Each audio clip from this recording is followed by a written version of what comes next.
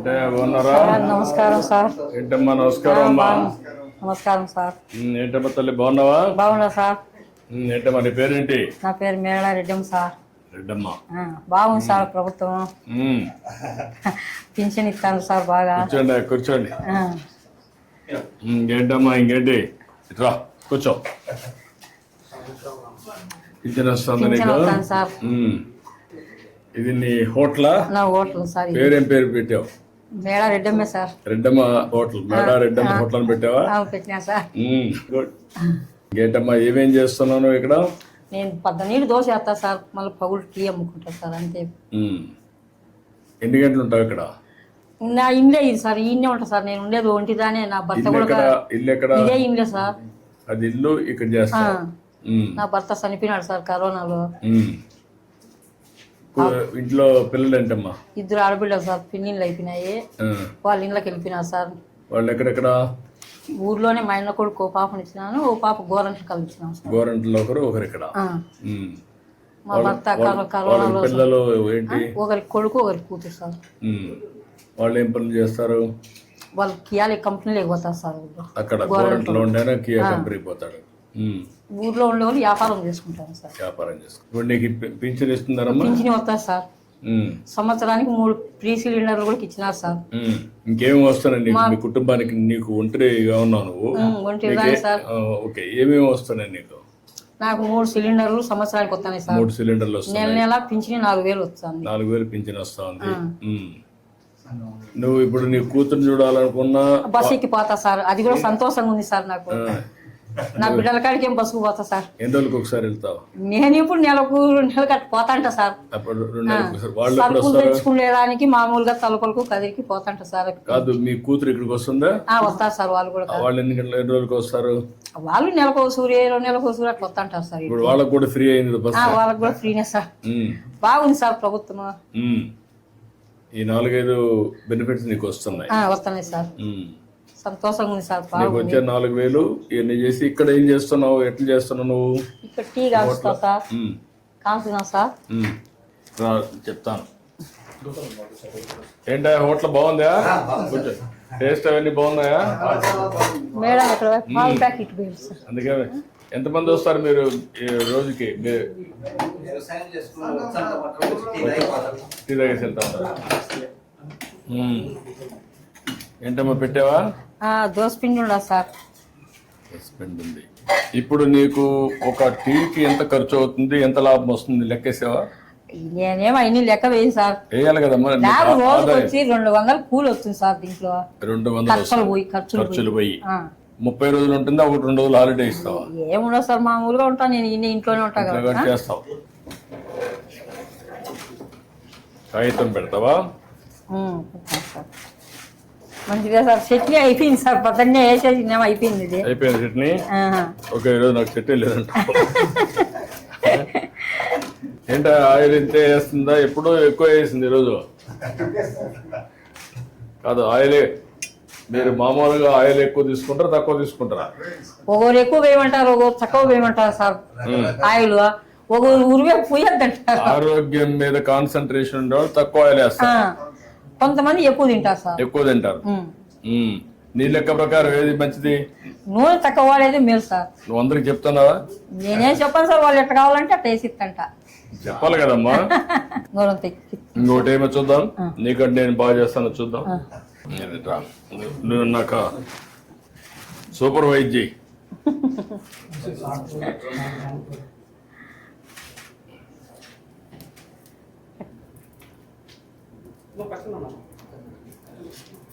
కొంచెమే వేసాను, మధ్యలో వేసేసి.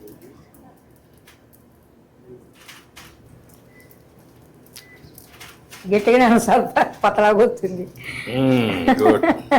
మరీ ఎక్కువ వెళ్ళిపోతే కాలిపోతుంది. యూనిఫామ్ గా చేయాలి కదా.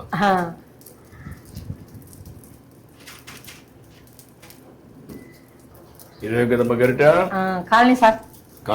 కాలుతుంది.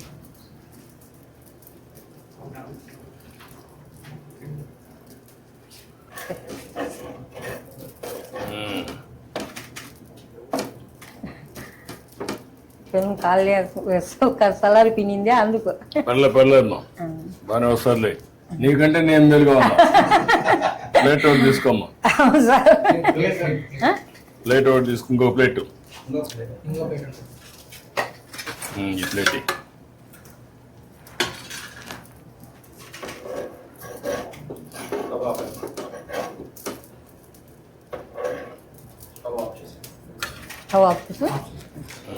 ఆఫ్ చేయి. ఇప్పుడు టీ పెట్టు. పెట్టినా సార్. మెల్లి నువ్వు తీసుకో, మొత్తం తీసుకో. నువ్వు టీ చేస్తా ఉన్నాడు మీకు. బాగుందా? కాదు, ఓకే. కరెక్ట్గా వేడి పెట్టమ్మా. పెట్టినా సార్. మళ్ళీ మగ్గకుండా కరెక్ట్గా వేడి పెట్టు. నువ్వెంత రేషియోలో పెడతావు అంతే పెట్టు. రెడ్డం బట్టి అదిరిపోవాలి. బాగాలేకపోతే మళ్ళీ పట్టుకుంటా. ఏమో చక్కెర ఏమో తక్కువగానే వేసిన సార్, ఎక్కువ వేయలేదు. చక్కెర ఎక్కువ వదిలేము. నువ్వు అందరికి కూడా చక్కెర, ఉప్పు, లిమిట్, ఆయిల్ తక్కువై, ఈ 3 తక్కువ వేస్తే వాళ్ళ ఆరోగ్యం బాగుంటుంది. ఉదయం దోశ అయిపోయినాక మళ్ళీ ఎవరు వచ్చినా తక్కువ వస్తారు సార్, పగులు ఉండదు సార్, జనాలు తక్కువ. టీ కూడా రారా? వచ్చేవాళ్ళతో మా ఉదయమే 12 ఎన్ని దోశలు అవుతాయి రోజుకి? సార్ 50-60. 50-60 దోశలు వేసి ఇది. నీకు గ్యాస్ ఎప్పుడు వచ్చిందో, ఎప్పటి నుంచి ఉంది? నాకు ఉంది సార్ 20 ఏళ్ళ ఉంటే. అంటే నేను మొదటి ముఖ్యమంత్రి అయినప్పుడు అప్పుడు వచ్చింది? అప్పుడే సార్, దీపం పథకం కింద ఇచ్చినారు. దీపం కింద వచ్చింది. అదే అప్పుడు దీపం ఒకటి ఇచ్చాను, అప్పుడు గ్యాస్ సిలిండర్లు ఇచ్చాను, స్టవ్లు అవి. ఇప్పుడు ఏంటమ్మా నీకు ఎందుకు అప్పు ఉంది? మా భర్త కరోనాలో డబ్బులు ఖర్చు అయినాయి సార్ దండిగా. ఎంత ఖర్చు పెట్టినప్పుడు? సుమారుగా 5-6 లక్షలు ఖర్చు పెట్టాను సార్. ఇప్పుడు నీకు ఆస్తులు ఏమున్నాయి? ఏం లేవు సార్ ఆస్తులు. భూమి ఏమి లేదా? అన్ని అమ్మేసినారు సార్ ముందే. ఇల్లు సొంత ఇల్లా లేకుంటే అద్దెల్లా? ఇదేమో సొంత ఇల్లే సార్. ఇది సొంత ఇల్లు అనమాట. సొంత ఇల్లే సార్. చక్కెర వేసావమ్మా? వేసినాం సార్.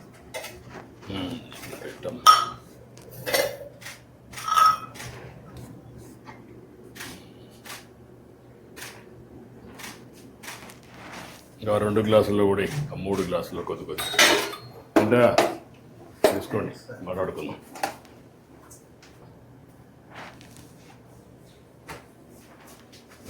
మెల్లిగా పట్టు, కాల్చండి.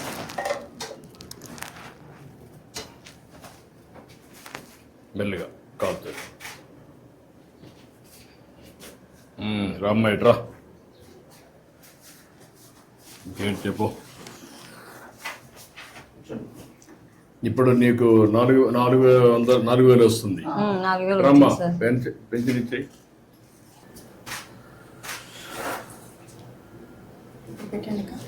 ఇది ప్లే కావట్లేదు, సౌండ్ రావట్లేదు. నేను ప్లే చేయడం పెట్టాను. Okay sir. వచ్చిందమ్మా, సక్సెస్ అయింది. బ్యాండ్ విత్ కరెక్ట్గా ఉందమ్మా. సార్ ఎంతమందికి ఇచ్చావు ఇప్పటికి? సార్ 60 మెంబర్స్కి ఇచ్చాను సార్. ఎంతమందికి ఇవ్వాలి నువ్వు? 72 మెంబర్స్ సార్. ఇంకొక 12 మంది ఉన్నారు. ఒక అతను ప్రజెంట్ ఇక్కడ ఊర్లో లేదు సార్. 11 మందికి ఇవ్వాలి సార్. ఇంకొక 11 ఇవ్వాలి. ఎన్ని గంటలు పడుతుంది మొత్తానికి ఇవ్వాలంటే? సార్ 4 అవర్స్ పడుతుంది సార్. ఈజీగా 4 అవర్స్ పడుతుంది. సార్ ఊరు పెద్దది సార్, పనులు ఎక్కువ ఉన్నాయి సార్. సో అక్కడక్కడ ఇల్లు ఉన్నాయి. సో ఎన్ని రోజులు ఇస్తున్నావు నువ్వు? Sir first day maximum complete చేస్తాం సార్. మిగిలిపోయిన వాళ్ళు ఎవరైనా ఈ రోజు లేకపోతే సార్ నెక్స్ట్ డే రేపు ఇస్తున్నాం సార్. ఇట్రామ్మా, తీసుకో. ఇట్రా. ఈవిడికి ఒక 3 లక్షల రూపాయల సీఎం రిలీఫ్ ఇచ్చేసేది. అప్పులు అవన్నీ ఉన్నాయి, కట్టేసుకుంటుంది. నేను ఒక 3 లక్షల రూపాయలు ఇమ్మంటాను. సంతోషం సార్. Okay, good. మీ పేరు? మేడం మల్లయ్య సార్. మేడం మల్లయ్య గారు వయలిన్ ఇది చేస్తారా? సంగీత కళాకారుని సార్, హార్మోనిస్ట్. హార్మోనిస్ట్దా? ఎక్కడ మీ ఇల్లు? ఎక్కడ? మా ఇల్లు దగ్గరలో ఉంది సార్. దగ్గరేనా? రాకపోతారు. ఓకేనా? మీరేం చేస్తాను? నువ్వేం చేస్తాను? చేస్తాను నువ్వు? RMP doctor. ఓకే, గుడ్, మంచిదమ్మా. నమస్కారమ్మా. అమ్మా బాగున్నారా? నమస్కారమ్మా. రండి. నమస్కారం. నమస్తే అమ్మా. నమస్తే అమ్మా. ఇంకేంటి చెప్పు. ఇంత ఎన్ని సంవత్సరాలు పనిచేసావు హార్మోనిస్ట్గా? నేను ఇప్పుడు అప్పట్లో 40 సంవత్సరాల నుంచి వాయిస్తాను సార్. 40 ఏళ్ళుగా వాయించావు. ఆహా. తర్వాత పోయిన మన ప్రభుత్వంలో కుటుంబ నియంత్రణ అడ్వర్టైజ్ కూడా చేసింది సార్. హరికథ కుటుంబ నియంత్రణ అన్ని హరికథలు చెప్పినప్పుడు హరికథ రూపంలో ప్రచారం చేసిన సార్. నీకు గుర్తుండే నువ్వు చేసిన మంచి పనుల వల్ల నీకు ఏంటి సాటిస్ఫాక్షన్ ఈ వృత్తిలో? వృత్తిలో ఏం సార్, అప్పుడు ప్రోగ్రాంలకు పోతాను, డ్రామాలకు, హరికథలకు వాయిస్తా, బుర్రకథలకు వాయిస్తా. ఇదేనా ఇల్లు? ఇదే సార్. అప్పట్లో ఇల్లు కట్టించినప్పుడు వేసిన ఫోటో అనేది రాష్ట్ర గృహ నిర్మాణ సంస్థ చేసినప్పుడు అప్పుడు కట్టించాం. మేము ఇచ్చింది లేవరా 17, 18 కట్టించాం. ఇది హార్మోనియం. ఇదేనా హార్మోనియం?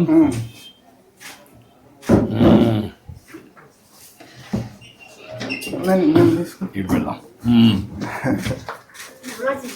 నమస్కారం అమ్మా, బాగున్నావా? కూర్చోమ్మా, కూర్చో. ఇప్పుడు ఇవన్నీ తగ్గిపోయినాయి కదా? ఇవి ఇంటికి పట్టించుకోరు సార్, ఇప్పుడు తగ్గిపోయినాయి. అంత మ్యూజిక్, అంత మోడర్న్ మ్యూజిక్ అంతా వచ్చేసింది. సోషల్ అంతా అంత ఆధునికమైన పనిముట్లన్నీ వచ్చేసాయి.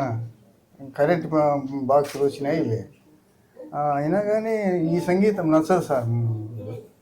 అంటే కొన్ని దిక్కల కొంతమంది ఉత్సాహం కూడా చూపిస్తున్నారు, కొంతమంది ఇంకా అక్కడ ఉండే కళ్ళ ఉన్నాయి సార్. ఇక్కడ పల్లెల్లో మాత్రము తగ్గిపోయింది. ఈ టీవీలు వచ్చినాయి, సినిమాలు వచ్చినాయి, అందువల్ల పని చేస్తుంది. ఇది చేస్తాను సార్. ప్లే చేయి.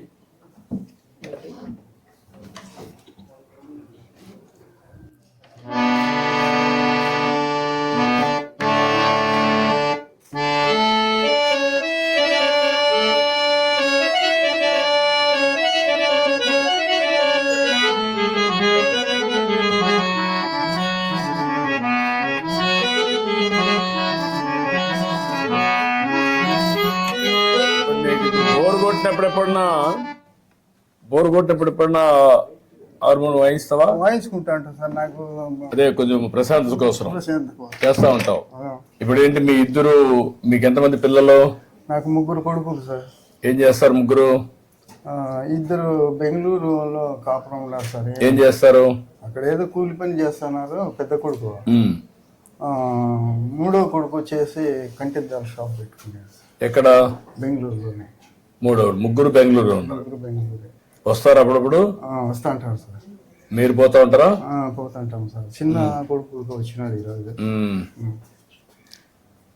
చిన్న కొడుకు ఎక్కడ? రెండో వాడు వచ్చేసి రామా, అది రేషన్ షాపు.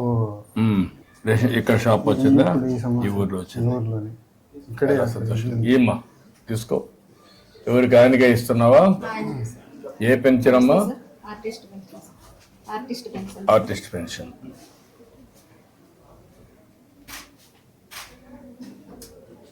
ఇది కూడా నేను పెట్టిన పెన్షనే మీకు, ఆర్టిస్టుల కోసం. మామూలుగా వృద్ధాప్య పెన్షన్ 250 ఇచ్చేటప్పుడు 500 ఇచ్చినారు సార్. అప్పుడు మళ్ళా మీరు 3000 చేసినారు సార్. 3000 తర్వాత మళ్ళీ ఇప్పుడు 4000 ఇస్తున్నారు. అదే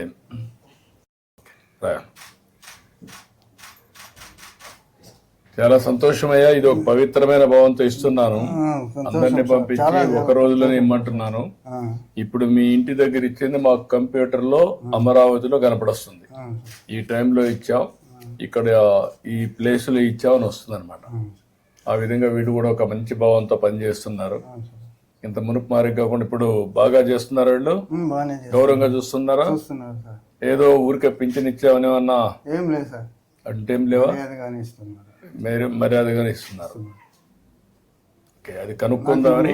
కొంచెం పెరాలసిస్ దొరికింది సార్. చెయ్యి భిన్నమైపోయింది, ఆరోగ్యం బాగలేదు. ఇప్పుడు ఎప్పుడన్నా ఊహించావా?